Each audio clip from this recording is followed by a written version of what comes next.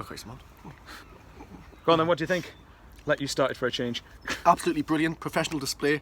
I thought the whole back four was good. I thought the whole midfield was good. I thought the organisation was there. I thought the discipline was there. I thought Doncaster had a lot of the ball second half, but they didn't do anything with it. I thought it was a thoroughly professional display. Every single time they kept coming at us, I thought we actually just headed the ball, just did the simple things well, which was kind of irritated me that we didn't do it last week against Donny because sorry, not against Donny. Bloody hell, against Coventry, because it's proof that you can do it there. But I think the big shocking point was probably Ozturk and Dunn playing together. What did you think? Because I know you've got your reservations about Ozturk. I know quite a few people have, but I thought those two did very well. When I seen the starting 11, I thought fair enough. Flanagan and Baldwin were poor last week. Now, personally, would have only changed maybe one of them, but to be fair, they both came in. They both done a good job. And the Doncaster lad, Mark Keast, didn't get a sniff, and for a player of his quality as well. No, exactly.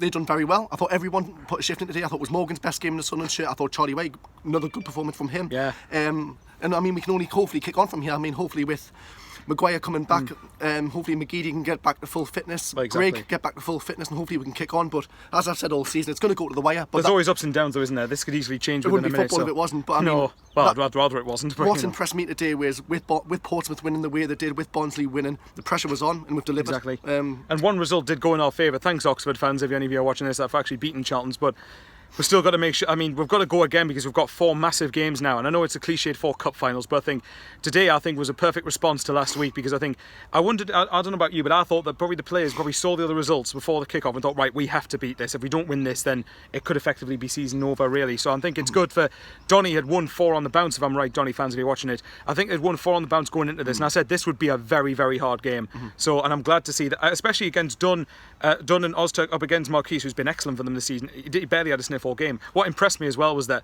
we got 2-0 up and we actually kept pressing and used our energy quite well. And for once, I'm actually glad Ross has also brought McGeady off, brought Gooch on, try and save place for Monday, because make no mistake, Peterborough will obviously be buoyed by our result today, because I think they won as well. We need to go there and get a win. There's no two ways about it.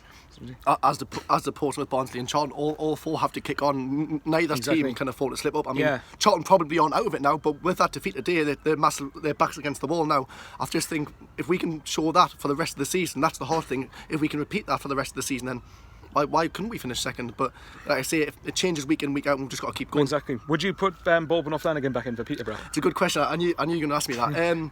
It's one of them arguments, isn't it? If Baldwin and Flanagan come back in and we lose at Peterborough, people say, why change a winning team? Or if we lose and Ozturk and Dunn keep their place, they'll be saying, well, they're not good enough to play against that type of forward line, because Peterborough have got a very pacey forward line. Got Ivan Toney, Marcus Madison, there's loads of quality there. Maybe leaving Baldwin and Flanagan out for one game. Hopefully give them a kick up the backside. Exactly. I think it's got to be a wake-up call, because those two had done well against one of the team's best informed sides. The League One's best informed sides in Donny. I do think it's a win-win. I think you could argue you play the same back 4, why change a winning team? You play them 2, you could say, well, they're our best 2 centre-backs probably. So I thought Dunn was very good today. I thought Ozturk done well for Ozturk. I think if you bring one back in, personally, I'd bring in Flanagan, put him alongside Dunn. I'd probably go with that against Peterborough. Although, could you not say Baldwin might be motivated to go back to his old club and do well? You think so? Hopefully, so that could be a factor in it. Look, I mean, I don't envy Jack Ross there, but I just think I think those two will have a kick up the backside, knowing that Ozturk and Dunn played well against Donny, who are one of the best teams in this league, and I think they'll think, right, we have to raise our game here, and I'm hopeful that the players realise how big Monday is now. But the atmosphere.